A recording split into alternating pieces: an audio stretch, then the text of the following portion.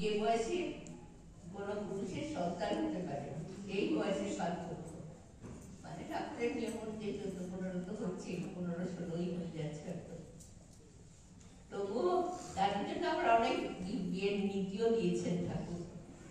সব বর্ণে ভিন্ন গোত্রে সর্ববিষয়ে শ্রেষ্ঠ পুরুষের সাথেই বিয়ে দিতে বলেছেন।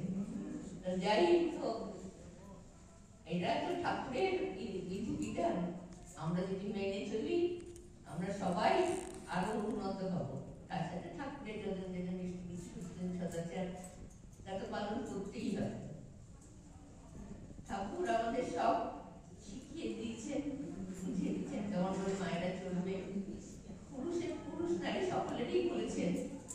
আমাদের ঠাকুরের নিয়ম নীতি আমরা চেষ্টা করবো যেন প্রত্যেকটা তেমন ভাবে ঠাকুরের মনের মতো করে আচার্যদের যেমন বলছেন সবসময় তেমন ভাবে যেন আমরা চলতে পারি। ঠাকুরের কাছে এই 2025 সালে আমাদের একান্ত প্রার্থনা, আমরা যেন ঠাকুরের মনের মতো হতে পারি।